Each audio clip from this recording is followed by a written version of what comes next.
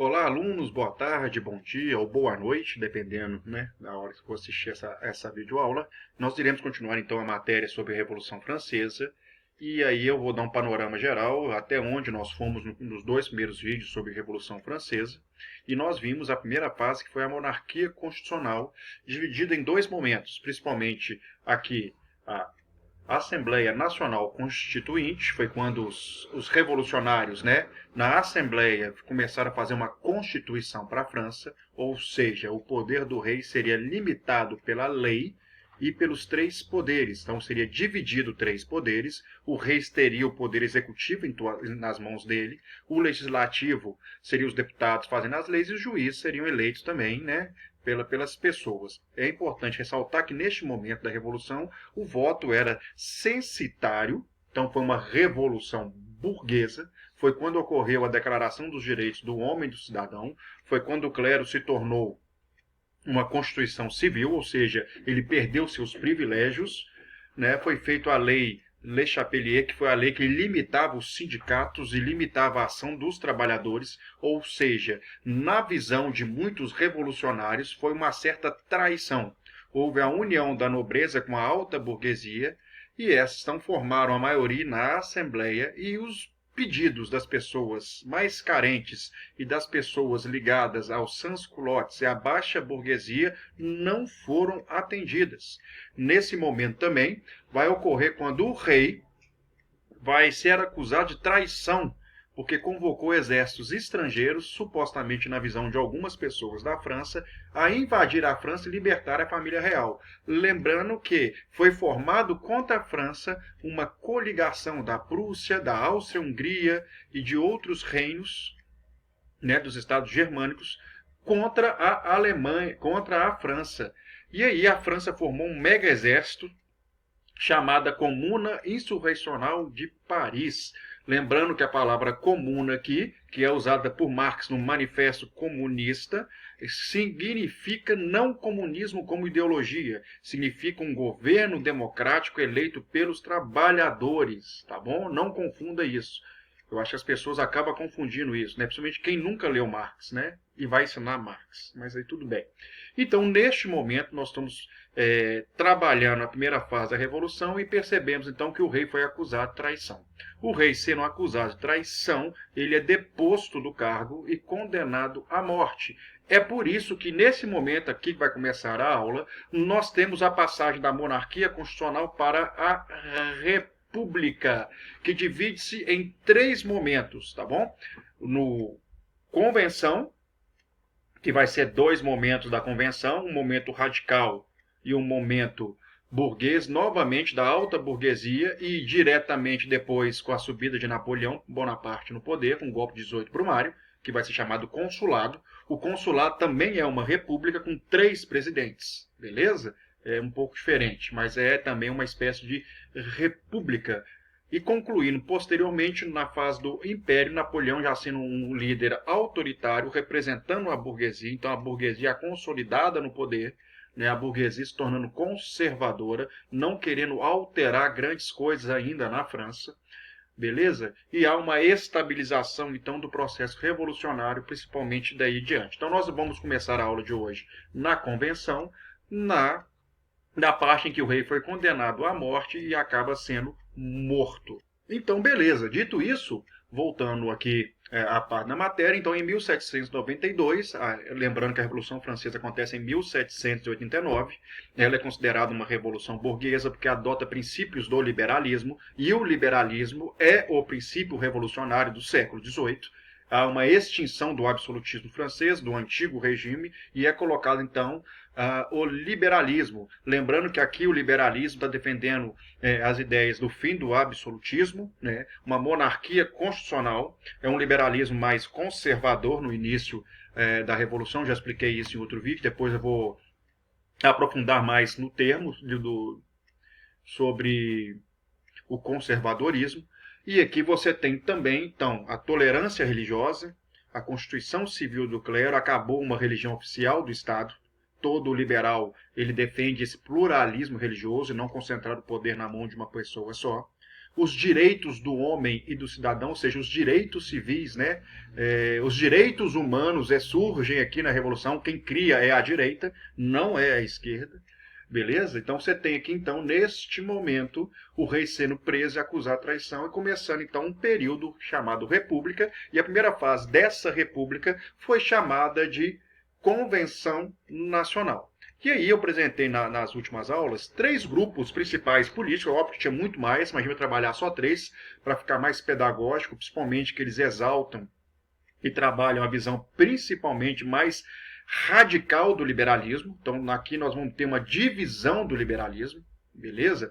Vai surgir então na Assembleia um grupo, os grupos da direita, que são chamados girondinos devido ao lugar que eles moravam, num bairro chamado La Gironda, e aí da alta burguesia. O centro, que era chamada de planície, né? Por que eles eram centro? Porque eles não tinham uma posição definida. Eles apoiavam sempre interesses políticos deles mesmos, né? Parte da nobreza, parte da alta burguesia e da média burguesia estava aqui nesse momento na planície. E o lado esquerdo, né, da Assembleia sentava os jacobinos, que era um grupo social chamado Jacques, né? E aí veio o nome jacobino, da média e pequena burguesia e principalmente os sans-culottes. Aqui é usado o termo proletariado rural. Eu vou deixar aqui o termo, eu não vou trabalhar. Na verdade, a ideia aqui de proletariado rural quer dizer que é uma pessoa que era muito pobre, ligado à terra, e o único bem que ela tinha era a prole, então estou falando dos filhos dela, tá? E o proletariado urbano. Quando eu uso o termo aqui proletariado, eu estou usando um termo marxista. Então estou falando que essas pessoas, na visão de Marx, elas sofriam, de certa forma, uma opressão e sofriam também um abuso, uma exploração por parte de outro grupo que era dominante. Tá? Então aqui ele está colocando que tem 2 grupos brigando aqui pelo poder. E esse grupo proletário, na verdade, deveria ser um grupo revolucionário também, como ele é aqui nos jacobinos. Então o liberalismo, ele divide em 2 grupos agora, o grupo liberal direita e o liberal esquerda. O termo esquerda não surge também no socialismo, ele surge entre os liberais, principalmente os liberais defendiam o sufrágio universal para todas as pessoas. Aqui é muito importante que é o sufrágio universal masculino, lembrando que as mulheres não têm seus direitos reconhecidos, só no século XX, nós estamos no século XVIII, tá bom?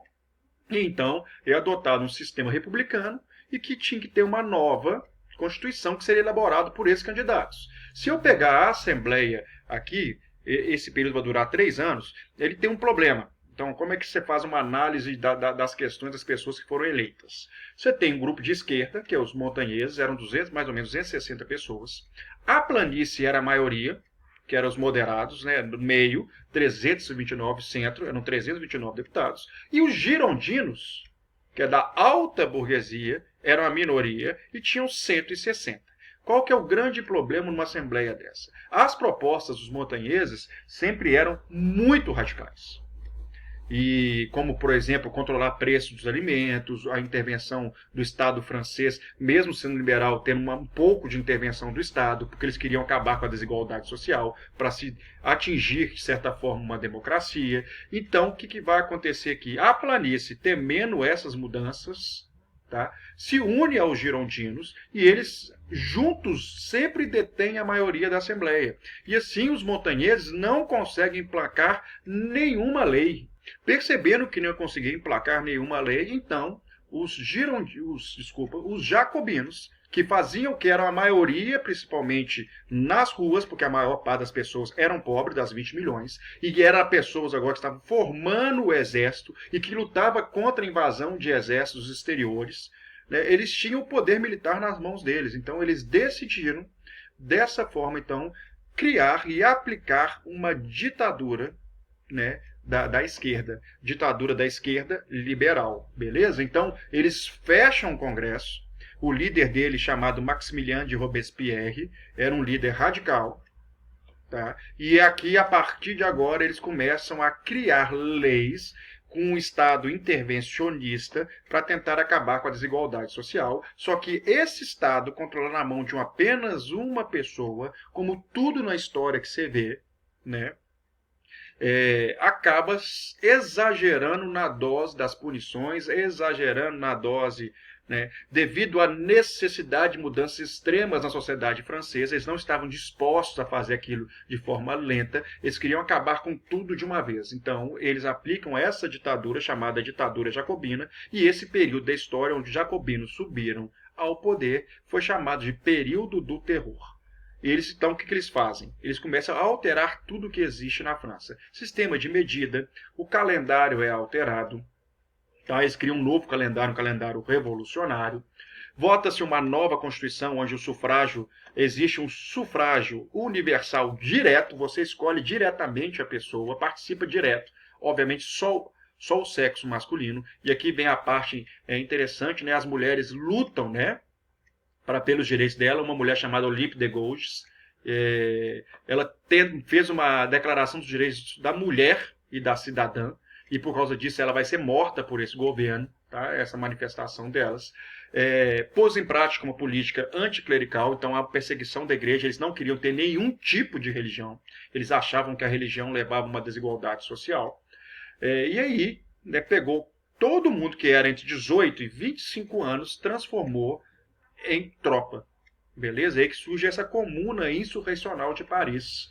Né? Você tem muitas medidas econômicas e sociais, por exemplo, tabelamento do preço dos alimentos, tabelamento do preço do pão, né?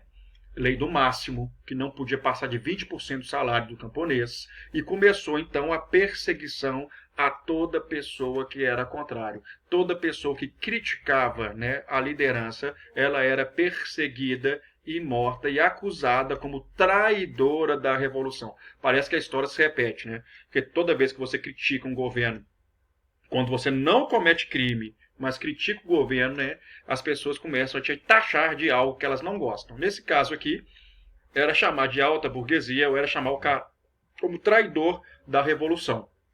E aí cria essa lei dos suspeitos, todo mundo que era suspeito era perseguido e condenado à morte. Então foi criado a pena de morte para crime político. Criou-se uma arma revolucionária, é importante isso aqui, a guilhotina. O nome do cara é Guillotine, né, que inventou a guilhotina. E ele, então, mais ou menos 40 mil franceses foram condenados à morte por traição da Revolução. A liderança, todo mundo criticava a liderança, então era perseguido. Você tinha 3 homens que lideravam esse processo. Robespierre na frente, Danton de um lado e Marat de outro. Beleza? Então aqui você tem o Robespierre, a imagem dele, os jacobinos usando o barrete frígido da liberdade, esse quadro pintando aqui o clube social deles, né?